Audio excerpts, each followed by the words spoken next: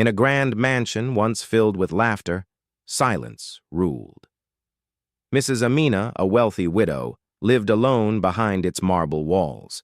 Since her husband's sudden death, she had become a shadow of herself, draped in black, curtains always drawn, her days spent staring at old photographs. Money could buy her comfort, but not peace. Servants walked quietly, careful not to disturb her grief. Every morning, Rafiq, the mansion's cleaner, arrived with his old broom and mop. He was a simple man in worn clothes, earning just enough to feed his family. But behind his humble face was a heart full of faith. While polishing the floors and dusting the chandeliers, he often whispered quiet prayers under his breath. He never meant for anyone to hear. Prayer was his way of surviving life's hardships. One morning, while dusting near the hallway, Rafiq's words floated softly through the air. Ya Allah, bring peace to every broken heart in this house. Give light to those lost in darkness. Heal the soul that feels alone. Mrs. Amina, passing by unseen, froze. For the first time in months, she felt someone wasn't pitying her for her wealth or status. They were praying for her heart. She stepped back silently, her eyes wet with unexpected tears. Later that day, she found Rafiq quietly arranging books in the library. With a trembling voice, she asked, "Were you praying just now?" Startled, he lowered his eyes. "Forgive me, madam. It is just my habit. I pray for everyone where I work instead of anger." A faint smile touched her lips. "It has been a long time since anyone prayed for me."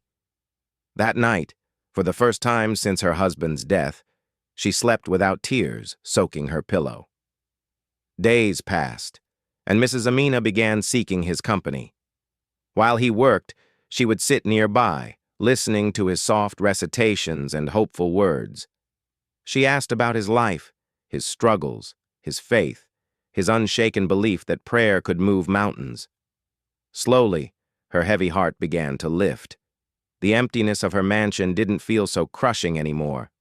One evening, as the sunset painted the sky in gold, Mrs. Amina confessed, "Rafiq, I thought wealth could give me everything, but when grief struck, I was poorer than the poorest man alive."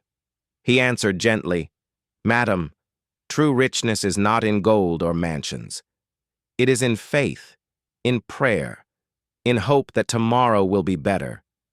Her eyes brimmed with tears, not of sorrow this time, but of release. She whispered, "Will you pray with me?" For the first time in years, her trembling lips joined in a prayer. From then on, the mansion began to change.